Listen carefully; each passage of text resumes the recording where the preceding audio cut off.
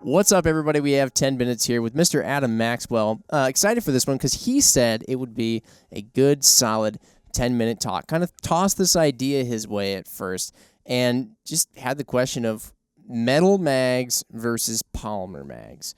Metal mags kind of being, I guess you could call it kind of a little old school. I mean, I think they look cool. They kind of got like an allure to them in some regards. Polymer mags sort of being what you see, generally speaking, most days now, most commonly. We have AR mags here on the table. I'm pretty sure probably magazines when it comes to pistols will be a whole nother conversation. But, Adam, what do you have to tell us about metal versus polymer mags? Well, I guess where to begin? I think if we look at them, well, like you mentioned, pistol mags and stuff like that. Like usually when a manufacturer comes out with a firearm, they come out with a magazine to go with it, and they're pretty much the ones that offer it.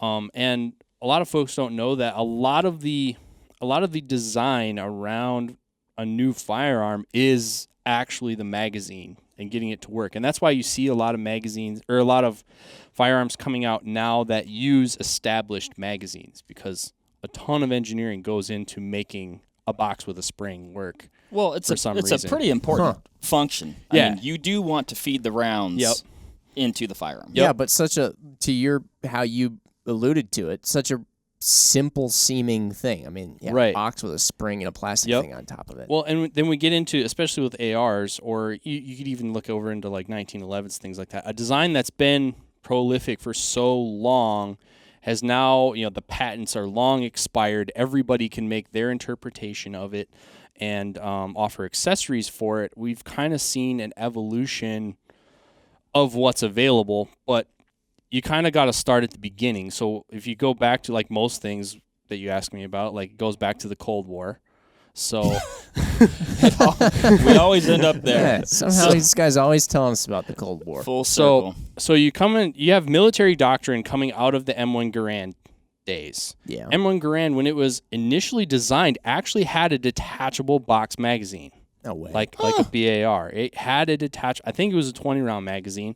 Army Ordnance Corps and the powers that be decided that soldiers with a semi-automatic rifle would waste too much ammunition. Like the world wasn't ready for the detachable box magazine yet. Too much 30-06. Too much America flying around. So like what we really need is an M-block clip. Okay, and so that was the final design, as we all know. And then they fought World War II with the Garand. But coming out of World War II, we saw the advent of the assault rifle and the German Sturmgewehr, and then ultimately evolved into the Eastern Bloc powers had their AK-47, and we ran into that in some of the proxy wars that were fought in the 20th century. And as the U.S. military was looking at how do we adapt to this trend of intermediate cartridges, rifles capable of semi-automatic and fully automatic fire, we need increased magazine capacity. They arrived at, we need something in an intermediate caliber, and then the debate of .308, that's a whole other thing. But then we needed something with a detachable magazine. So they essentially retrofitted the Garand. That's an oversimplification. But now we have intermediate cartridge M1 Garand with a detachable box magazine. That's the military doctrine that the AR-15 was introduced to, all right? So we have a whole generation of people who are used to battle rifles having a disposable clip that the cartridges are in, they go in the rifle, and that's discarded. And so when the AR-15 was introduced, the magazines themselves were seen as disposable. So the original design of it was, it was cheap aluminum spring, and it was one use. Like they were, use it one time, leave it where it's empty, and that was it. Interesting, because that's what I was going to ask, was like disposable after multiple uses after it wears out? Well, and it sounds like, get rid of it. And now all magazines, like looking in the camera here, all magazines are disposable. They do have a shelf life. At some point, they're going to meet their demise. A lot of them last a long time now. But if we go back to the 50s and the 60s, this was like instantaneously disposable. This was synonymous with a beer can. like crush it and throw it away. Well, I think we'll get there, but that's part of this metal versus polymer. Yep. Like, what are the advantages? What are the disadvantages? Yep. Yeah, it's disposable, but is one better? Really, there wasn't much interest in, like, if you kind of read through history, like as the ARs became more commercially viable, but also as they established a military track record, there wasn't really an interest in a reusable magazine. I mean, they were getting reused, but like it became an issue after the Battle of Mogadishu, because somewhere along the line, somebody kicked out an ammo crate out of a helicopter with a bunch of 5.56 ammunition that was only in stripper clips, which is, strips of 10 that they would then load into magazines. Okay. But they had been running through the city dumping magazines all over the place. Yeah. They didn't have any magazines to put the resupplied ammunition into. Oh, my God. So they had cases of ammunition with no magazines. And that was where some of the doctrine around tactical reloads and things like that, like, I think you could put that as a turning point in the U.S. military of retain your magazines, at least some of them, for that reason. So that's when magazines, I think, started being looked at, especially in rifles, as more of a durable good. And along the way, you have various vendors who are making these things. Up to that point, the AR-15 was really just a military spec weapon. So everyone's making military spec magazines, essentially a stamped piece of metal with a spring and a follower in it. At that point, you also, parallel to that, you have some of the projectiles changing. I'm not sure quite when the steel core stuff was introduced. I think it was late 90s, early 2000s. But you start moving away from 55 grain ball and into steel core 62 grain. And then even later on, in more recent times, you're talking 77 grain and things like that. So we have different projectiles, notably with different bullet profiles, that will now present differently in a magazine to the chamber. And that's where you started to get into issues like tilting followers.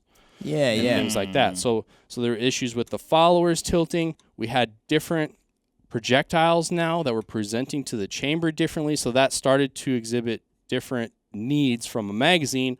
And that's where folks started kind of making what we know today as all the options that are available in AR-15 magazines. So, like, if you pick up, we got some Magpul PMags here on the table now. Is this actually, are each of them sort of specialized or to one specific type of round? And then even PMags have Gen 1, Gen 2, Yep. For the most part, I think the PMags in particular and the magazines that compete against it are largely evolutions out of the global war on terror. The company Magpul, originally known for the Magpul, it was like a rubber bandish kind of thing they would put on magazines so they could pull them out of plate carriers. I got some of those, Jim. Oh, they're cool. They are highly collectible. Oh, really? I don't know. I was like, huh? But I've been trying to find the story of like who or where at Magpul they got the idea for, what we should do is make a polymer AR-15 magazine. I haven't been able to point source that yet. But somewhere along the way, there were some objections to the original GI mags. They'd had some follower updates and things like that. And so somewhere along the line, somebody at Magpul decided we could make a better mousetrap. And essentially the idea was it was an evolution in materials. So, like a lot of military firearms, state of the art for the time. At the time, stamped sheet metal is what they had. Like, plastics weren't anywhere near what they are today. Yeah. Sam Wainwright from that one movie was still working on them. Yep. What's his face? It's a Wonderful Life. Yeah, that's right. Okay. But the downfall of a metal magazine is at some point it's malleable. That's why they can make it into a magazine, is they can bend it. Yeah. Well, at some point, the feed lips, which are what controls how the cartridge presents to the chamber, they will come out of adjustment and cause an issue. So the theory behind a polymer magazine is that the polymer that they make them out of won't stress. They won't come out of tune. Eventually, it's basically, it's perfect or it's broken. Yeah. Okay. Which is kind of like, with metal, because it's so durable in terms of the fact that it can deform, you can't necessarily, unless you have really good eyes or a lot of experience, look at it and be like, yeah, that's wrong or that's good. You could put a caliper on it and be like, oh, this one's out of tune. Yeah. Whereas, and again, they all wear out, but they were getting a longer service life out of a polymer magazine, and the feed lips were this material, the polymer material that they make a magazine out of, is better suited to the stresses and the pressures of being a magazine than the metal ones are. And all that stuff. Because it will, folks, I'm sure someone's screaming at their phone right now. Like, they do split eventually. Like, if you hit them the right way, you use them long enough, they do break. But at that point, it's like you can see it's physically broken. Okay, it's time to get rid of it. I mean, you could definitely look at that as like a benefit. Like, that's almost like a feature. Like you said, it's either broken or it's not. You're not in this weird middle ground where, it looks fine. You go to use it and have a malfunction. Adam, you shoot a little bit, right? I do. You said that, you've worn some polymer magazines to the point where they're not as reliable. But, they don't... Most people aren't going to see one break unless they're just... correct. You put it so eloquently as, if you're the kind of person whose iPhone screen breaks within the first 2 weeks of owning it, you might break a few more polymer magazines than the next guy. But if you don't take care of your toys, yes, they're going to break. So yes, like, we know people. There's people in the building. Oh yeah, I have broken magazines before. I don't think it's common. Like, I don't think they buy a case at the beginning of the year and think they're all going to be broken by the end of the year. Yeah, it's certainly possible.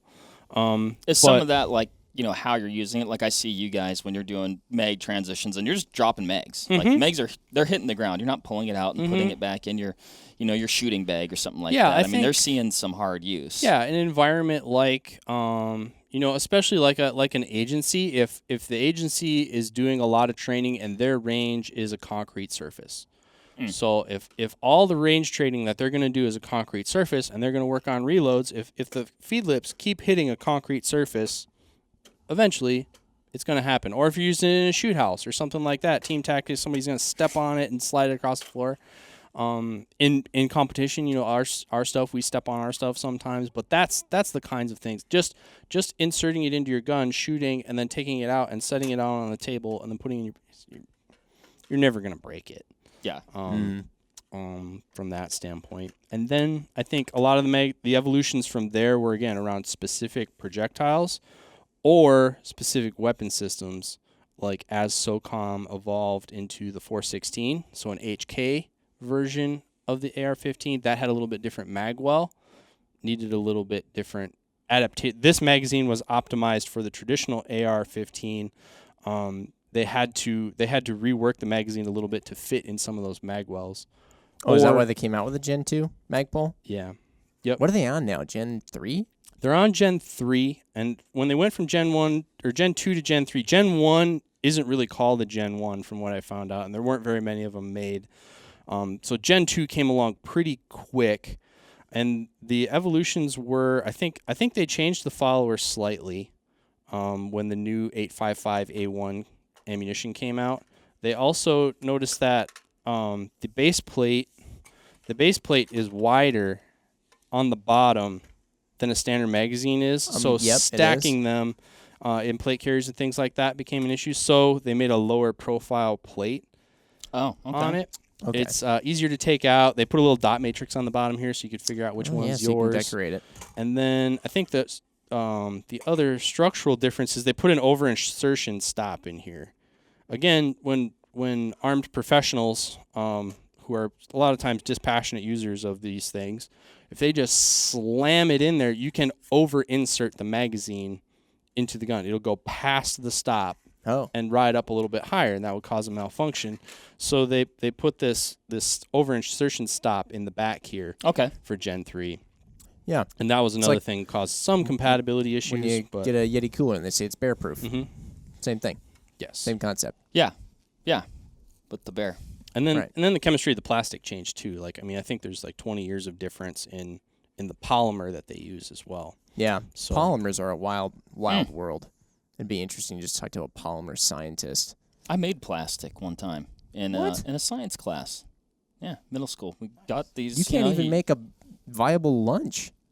every day. You made plastic? We made it was interesting. You took, I don't remember With some petrochemicals and enough heat. You Mark Wainwright. a little bit of a mixing, and then all of a sudden, no, you got a polymer. It's pretty George, interesting. you sure you don't want to invest? I'm in plastics these days. Interesting. Well, what about? So there's different metal megs too, though. I know we're going over time now, but you've got steel, aluminum. Anything else? Yeah, essentially, like in rifle mags, I think you see a lot of aluminum, which is USGI. That's still the spec for what magazines are supposed to be. There are a few contractors making these, so those are out there. They have their proponents. You have polymer magazines, namely Magpul. A few other people have jumped on the bandwagon as well, and there are viable and not so viable competitors to the polymer magazine. And then there are hybrids, namely the Lancer. So a Lancer is essentially a polymer body with steel feed lips. Okay. So they have an insert on the top. And so the advantage or disadvantage to that is? It's kind of a hybrid of having steel feed lips for people who wanted those, because there is a demographic out there that really likes steel feed lips. They're just emotionally invested in it. Their experience, they found that to be the best. So there was customers out there who wanted they wanted to put these two together, and somebody did that. Okay. I use a lot of Lancer magazines because, like you said, Jim, my experience with Magpul was I still have some of my original Magpul magazines that I started when I started shooting AR-15s. So they've been inserted into receivers thousands of times, and what I get is a little bit of inconsistency on latching. You know, this corner of where the magazine catch wears off a little bit. And so on the Lancer magazine, it had the metal feed lip, which I liked, and then that insert comes down to where the magazine catch is, so the part that the magazine catches on is also metal. So I felt like I got a more positive seat and a latch on the insert with the Lancer magazine. So that's why I like them. And they came OEM with the rifle that I predominantly shoot, so I just kind of started acquiring them. So I like them all. But I think there's fans of each. They all kind of have their own pros and cons. There's no real like better or worse in either one. It's kind of they all come with their own baggage, and they're all living on borrowed time. So yeah. Well, Adam, remember when you said this one would go 10 minutes? Apparently, I had more to say than I thought. I didn't know we were getting the history Adam got lesson. into the Cold War, and then it's all downhill from there. But hey, it's all right. Thank you for joining us as usual. Let us know what you think about steel versus polymer mags. What's your favorite magazine to use? Maybe if you want to hear more on pistol mags, that's certainly something we can go into. But yes, appreciate you guys for tuning in. We'll see you on the next one. Bye. Bye.